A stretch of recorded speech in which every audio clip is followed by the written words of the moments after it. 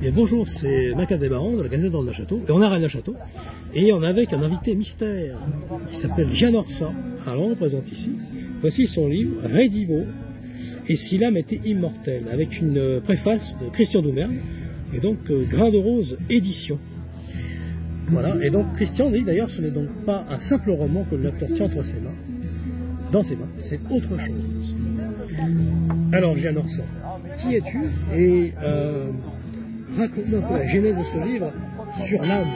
Alors, la cloche parle. Bonjour Marc. Bonjour Mike. Bonjour Jean. Écoute, qui je suis quelqu'un qui est un bourguignon avant tout. Alors on se trouve ce jour à Rennes-le-Château. Ah, on est à Rennes-le-Château. Hein, on peut le préciser. On l'entend d'ailleurs. Voilà, La cloche. on a été accueillis avec la cloche. À l'issue d'une conférence de Christian Doumergue, qui était de haute volée, encore une fois. Et donc j'ai eu la chance d'avoir une préface pour mon premier roman. Je ne sais pas si ce sera le premier, le seul, ou il y en aura d'autres, je ne sais pas. C'était pas ma vocation. Mais ce roman, il est né surtout d'une expérience personnelle, parce que je pense que je peux te le confier à présent. Il a déjà un petit peu de bouteille, ce livre. 90% de ce que tu trouveras dedans, c'est de l'autobiographie. D'accord. Voilà, en fait, le prétexte du roman a servi peut-être à cacher une certaine pudeur, à écrire un petit peu l'histoire qui m'est arrivée très concrètement au fur et à mesure. Et donc voilà, on aura l'occasion peut-être d'aller un peu plus loin, mais oui, c'est une expérience avant tout personnelle qui. Ce grand-oncle alors a existé. Ce grand-oncle a véritablement existé. Effectivement, il m'a fait voyager dans des pays que je n'aurais jamais imaginé visiter, que sont les Seychelles, que sont le Zimbabwe, que sont le désert égyptien. Enfin, j'ai vraiment. Au départ, c'est une quête un peu initiatique autour de ce grand-oncle qui m'a donné son prénom.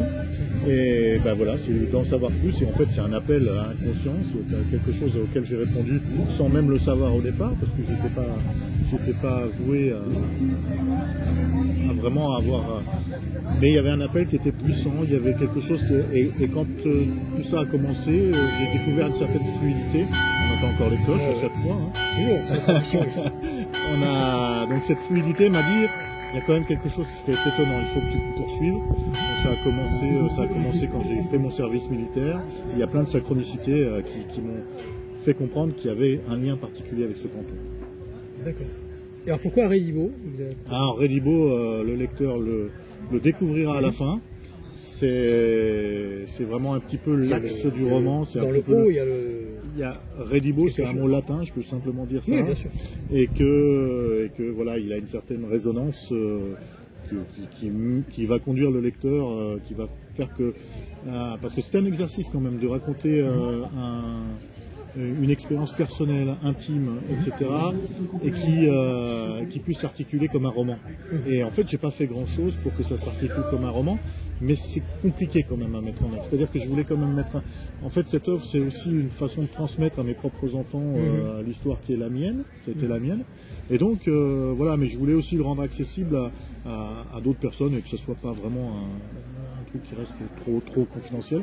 Mais avant tout, l'idée, elle est là, et on m'a conseillé, on m'a dit écris-le parce que c'est quand même quelque chose d'assez singulier. Donc le Redibo, c'est un peu la clé de voûte qui va permettre justement que le roman se tienne du début à la fin. Et en fait, le personnage est guidé par une force particulière qui le transcende et qui l'amène à découvrir des secrets. Au-delà des secrets, mais une profondeur de la famille. Complètement.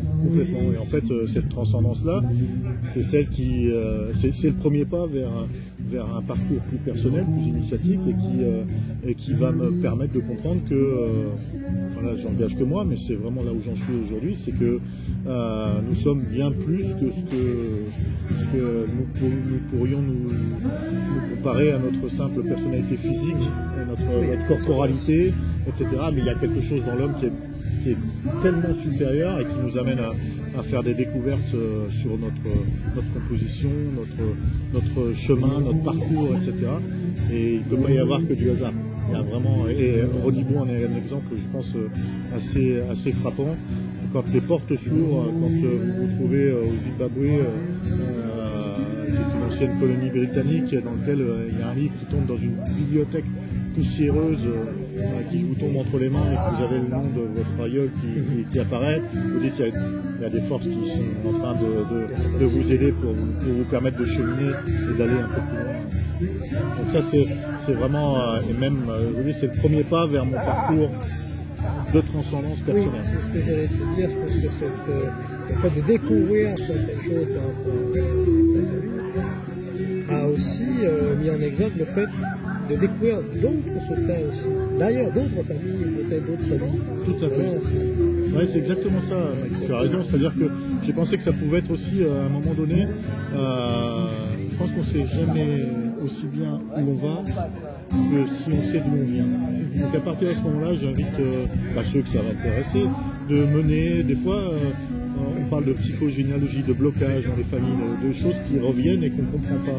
Et moi, je suis intimement persuadé qu'en dénouant les clés de son passé, de l'histoire familiale, etc., de ses racines, on peut justement avoir des révélations qui vont nous faire avancer, nous faire réaliser notre mission aujourd'hui, là et maintenant, de manière un peu plus sereine, et puis de passer les étapes qui nous sont données, qui nous sont demandées à passer. Donc moi, voilà, ça a vraiment pas de vocation à dire ce qu'il faut faire ou pas faire, hein. C'est vraiment pas dogmatique, mais c'est une expérience personnelle qui, je pense, peut intéresser des gens qui s'intéressent. Moi, j'avais pas particulièrement de problème dans mon existence, mais je pense que c'est bien de relever ces secrets quand il y a des secrets familiaux, de les enlever, de les dire, parce que j'ai même, à travers ce bouquin, révélé à ma propre famille des choses qu'ils ne savaient pas sur leurs origines. Donc voilà, c'était... Mais c'est aussi, catharsis, c'est une manière de sortir un peu de leur besoin de quelque chose qui était peut-être caché, d'en parler. Mais venez de l'extérieur, c'est-à-dire que c'est pas moi qui, voilà, c'est quelque chose qui s'est imposé à moi, parce que du coup, j'ai résolu, entre guillemets, les énigmes qui sont contenues dans ce roman, d'une manière, on va dire, quelqu'un pourrait dire c'est le hasard, mais il y a plus que le hasard. Voilà, c'est pas fortuit, je vous dis, il y a des rendez-vous. Et ce rendez-vous, il s'est déclenché, et c'est ça qui est drôle, il s'est déclenché au moment où moi je suis rentré à l'armée, quelque chose qui ne me plaisait pas forcément, tu vois, dans ma personnalité. Et ça s'est tout mis en place. Et là, je vais découvrir qu'il y avait un militaire qui, je ne vais pas trop en dire, mais qui est mort à l'âge où moi je rentrais à l'armée, qui s'est présenté au moment où moi je suis rentré dans ce moment-là. Il m'est arrivé une expérience violente mais réelle, comme si je mourais physiquement. Et là je me suis dit, qu'est-ce qui se passe? Et après c'était juste la porte ouverte vers ça. Alors j'ai dit, on va creuser. Et puis voilà, c'était sympa, et je l'ai fait en témoignage. Cette caisse, on va dire, de l'ésotérisme, quand c'est très jeune, et ton lien avec l'Égypte, ce lien aussi, on va parler avec les héros rapidement, mais ce lien aussi avec un christianisme primitif qui ramènerait à l'Atlantide, qui ramènerait également à l'Égypte, Isis, l'abeille l'architecte dont on parlait avec Romuald, on le salue, et Tony, on salue Tony aussi, d'ailleurs. Oui, là c'est la suite un peu de cette première étape, un peu je dirais, se dégrossit avec ces choses-là, mais effectivement quand on met en perspective, on s'aperçoit qu'il y a beaucoup de points après qu'on peut retrouver sur des lieux à la fois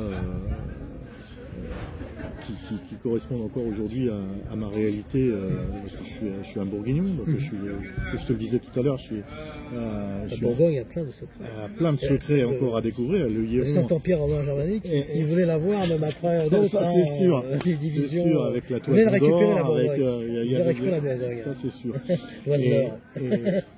Et donc voilà, c'est les choses dont tu parles, ce sont les points aujourd'hui qui m'intéressent. C'est pour ça que je suis à Rennes-le-Château aussi. C'est parce que ça m'a mené à me poser un certain nombre de questions, comme nous tous. Et je pense que tous tes invités, à un moment donné, ils sont dans ce questionnement et dans cette transcendance.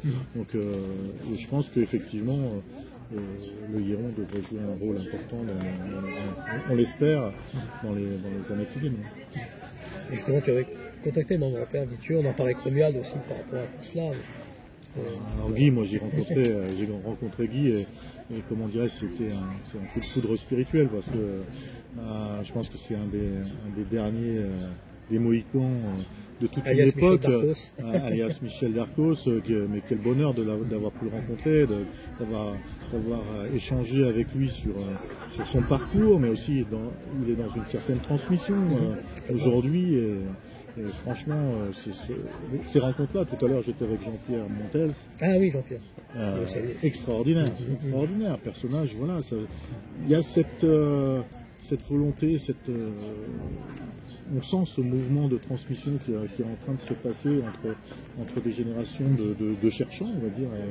Et moi, je trouve ce chemin vraiment passionnant. Merci à Guy au passage pour tous les échanges qu'on peut avoir. Et là, tu prépares peut-être un autre livre ou pas encore, non? Pour l'instant, il n'y a pas de projet. Hein.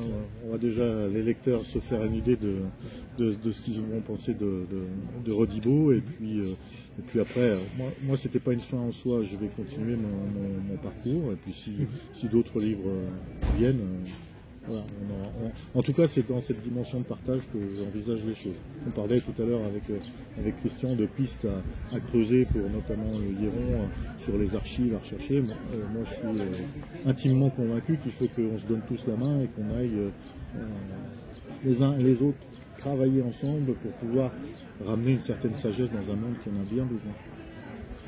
Tu as un message à faire passer? Merci déjà, merci de m'avoir tendu le micro avec parce que je suis pas un expert. C'est ma première interview.